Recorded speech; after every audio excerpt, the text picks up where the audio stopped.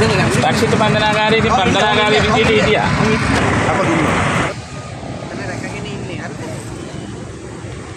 අර පරණ මිනිස්සුලා යාපයි නොක මම යනවා පොඩ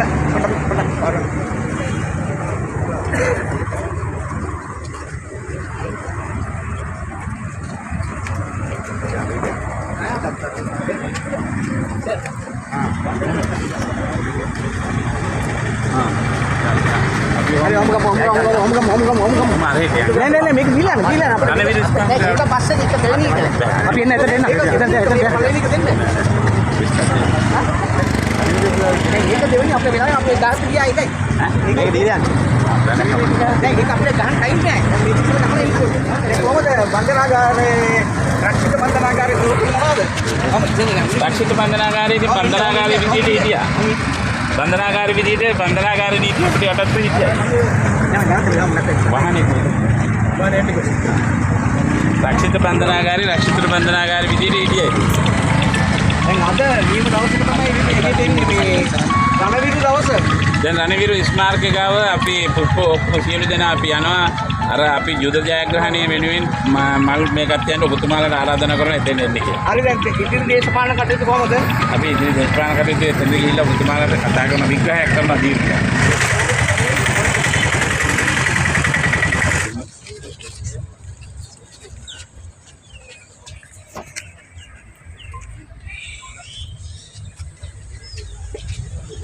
සබ්බේ බුද්ධ බලපත්තා පච්චේ කාණංචේ අම්බලං අරහන්තානන්ත තේජේන රක්කම්මන්දාන් සබ්බේ සබ්බේ බුද්ධ බලපත්තා පච්චේ කාණංචේ අම්බලං අරහන්තානන්ත තේජේන රක්කම්මන්දාන්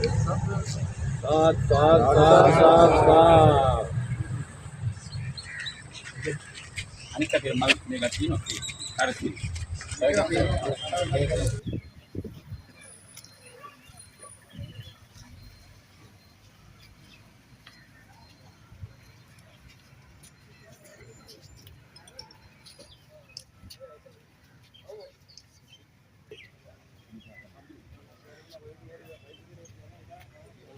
බන්ධනාගාරගත වෙලා ඉඳලා මේ සුළු මොහොතකට පෙර අපදීලා ඉවර වෙලා පළවෙනියටම ආවේ මේ රට බේරගත්තේ හිරේ හරි එළියේ හරි ඉන්න පුළුවන් උනේ රටේ රණවිරුව අපිට කරපු යුද ජයග්‍රහණය. හිරගෙදරවල වල ඉන්නත් බෑ යුද ජයග්‍රහණය අපි ජයග්‍රහණය කරේ නැත්තම්. හිරගෙදර අතේ ඉන්නත් බයයි ඒ කාලේ. හිරගෙදර ඉඳලා හරි ආවේ යුද ජයග්‍රහණයක් ඇටියට කරපු ඉඳ අවුරුදු 16ක්. හැබැයි ඒක මේ ආණ්ඩුව දැන් අමතක කරලා තිනවා. ජනාධිපතිතුමාද ලැජ්ජාවකින් පෞද්ගලික කාලේ යන්නේ නැතුව ආරක්ෂක රාජ්‍ය ඇමතිගේ ප්‍රධානත්වයෙන් උත්සවය කරනවා කියලා අද ජනාධිපතිතුමා දැන් යන්න ලැහැත් වෙලා ඉන්නවලු අද උත්සවයට. මේවා ලැජ්ජා සහගත වැඩ. ඊයේ විමල් වීරවංශ ඇමතිතුමා කියපු ඒවත් මාධ්‍යයේ ගියා. ඒ නිසා මම කියන්න ඕනේ මේ මෙතන ඉන්නවා රණවිරුව විශාල ප්‍රමාණයක්. මේ රණවිරුවන්ට කරන අගහවුරයක්. අපි අවුරුදු 25ක් දුක් විඳලා අවුරුදු 16කින් 30ක් විතර දුක් විඳලා තමයි අවුරුදු 16ක යුද ජයග්‍රහණයක් අපි වින්දේ. ඒකට අගහුරයක් දක්වන මෙතන හැම අවුරුද්දෙම ආණ්ඩුකාරයා විසින් රණවිරු ස්මාරකයේ ඌව ඉංග්‍රීසීන්ගෙන් මැරිච්ච මිනිස්සු ඉන්නවා. හැබැයි අපේ පළාත අපි ඌව දෙපාරක් යුද්ධ කීපයකට මුහුණ දීපු මිනිස්සු ඉන්නවා. මේ රණවිරු 3000ක විතර මෙතන මේ ස්මාරකයේ රණවිරු 4000ක විතර බදුල්ල දිස්ත්‍රික්කයේ නම් ලයිස්තුව තියෙනවා මැරිච්ච නම් ටික. හැබැයි මෙතන හැමදාම හැම අවුරුද්දෙම අපේ ආණ්ඩු තියේදී ආණ්ඩුකාරයාගේ ප්‍රධානත්වයෙන් පළාත් සභාවේ රණවිරු උත්සවයක් මෙතන කරා. හැබැයි මේ අවුරුද්දේ විතරයි මේ ආණ්ඩුව ආවට පස්සේ තමයි රණවිරු උත්සවය නතර කරේ. ඒ නිසා අපි අද මෙතෙන්ට ඇවිල්ලා අපි හිරගෙදරින් එළියට ආපු ගමන් කල්පනා කරේ අපි මේ අවුරුදු 16ක් අද මේ නිදහසේ ජීවත් වෙන්නේ මේ රටේ යුද්ධේ නිමා කරපු. ඒ ගැන අපි කාටවත් අමතන මහින්ද රාජපක්ෂ ජනාධිපතිතුමා ගැන අපි කාටවත් ඒක නෑ කියන්න බෑ. සරත් පොන්සේකා මහත්තයා ගැන අපිට නෑ කියන්න බෑ. ඒ යුද රණවිරුව කරපුවා ගැන අපි අදත් කියනවා හෙටත් කියනවා. ඒකත් එක්කම ඒ වගේම මේ අනුර කුමාර ජනාධිපතිතුමා දිනපු දවසේ සමන්ත විද්‍යාරත්න ඌවේ මිනිහෙක් හැටියට මම ලැජ්ජයි යා ඌවේ මිනිහෙක්ද කියලා. මොකද්ද කිව්වේ?